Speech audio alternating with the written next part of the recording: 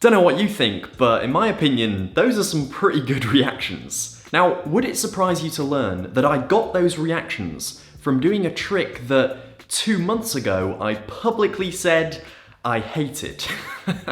Well, I did. Okay, maybe hated is a strong word, but a couple of months ago I made this video talking about ambitious card routine and how it just wasn't for me. It's a little bit samey, it's a little bit predictable, it's very repetitive sometimes. Also, it is very overdone. Yeah, I said all those things about ambitious card routine. Cut to a few weeks later and I'm performing it. So what the hell changed? Here's the thing, I know that ambitious card routine is a classic of card magic, right? You have a card selected, signed, lost in the deck, it comes to the top.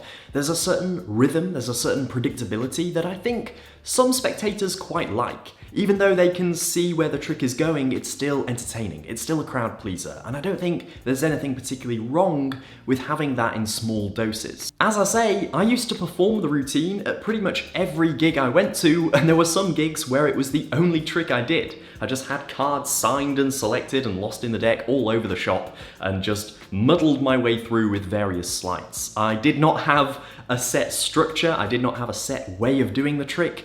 I just kind of made it up on the spot every single time, which is, looking back, a really, really risky strategy. And when you're starting out in Magic, as I was, it is not a very wise strategy. I was not the best magician in the world by any means. But that's what I did, and for many years it worked. Before, ultimately, I quit the trick, and like I say, I didn't do it for about 5 years.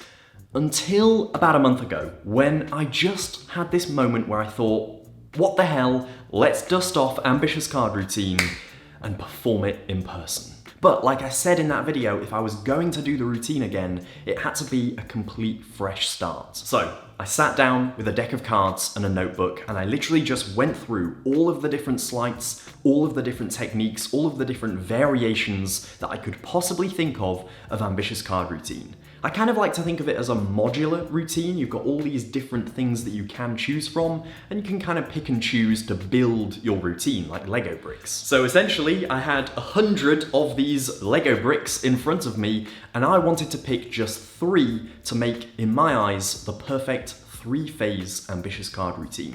I'm not gonna just jam my way through anymore. I want a structure. I want to know exactly what I'm doing, and so I knew I had to have just 3 phases. In my mind, that felt like the right amount. As an extra little twist, I wanted none of those 3 moments to be the card coming to the top directly. I did not want to push the card in the middle and have it come to the top at any point in the routine, which I guess is kind of the staple of ambitious card routine, but I wanted to avoid that because, believe me, I've done that to death. I've had the card to come to the top like 100 times in my life. I'm done with that. So I spent a few days playing around, whittling it down, and coming up with my 3-phase ambitious card routine. In fact, at first I came up with a different variation, and I tested it at a gig.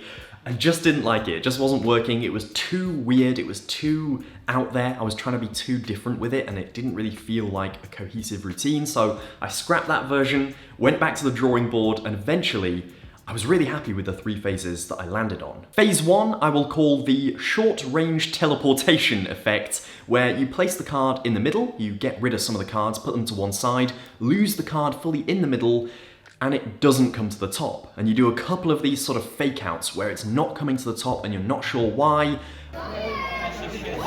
Was I close? I see what's happening. This isn't the top of the deck. That's the top of the deck. Turn over the top card there for me and show everyone.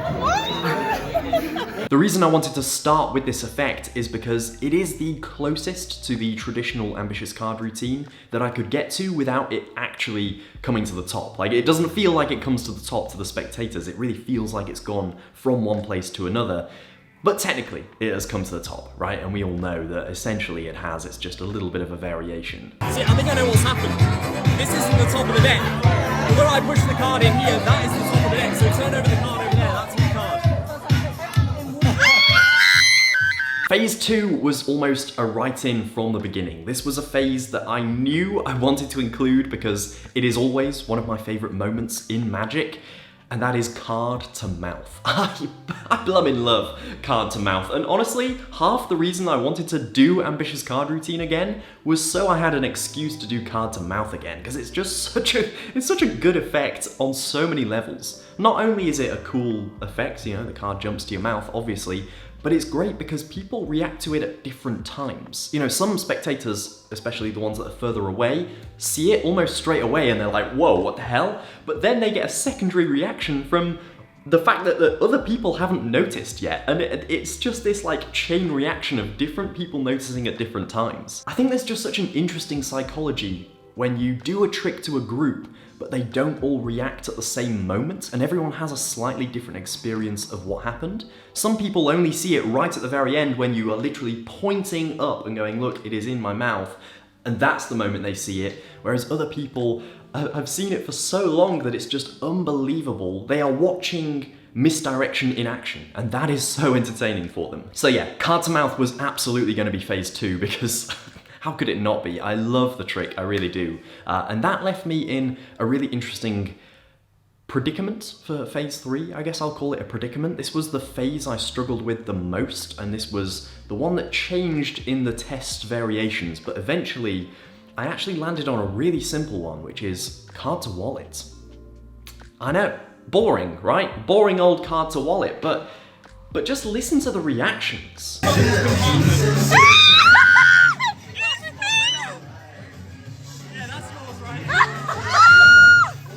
It blew my mind how powerful this trick can be, and I feel like partly because when I did it years ago I wasn't very good at it, and so it was too sort of direct, you know. I'd go to my pocket and I'd open my wallet and I'd show them that the card was there almost straight away because I wanted to get to the reveal. But the older I've got, sort of the more patient I've got, so I would leave the wallet on the table for a good minute while I did some other pseudo trick that wasn't really going anywhere. You know, I'd get them to deal cards or I'd do some shuffles. I did loads of different variations of basically just killing time before I eventually went, take a look in the wallet. Sometimes I would say during the fake trick, you know, if this goes wrong, I will give you what's in my wallet, just as a sort of aside.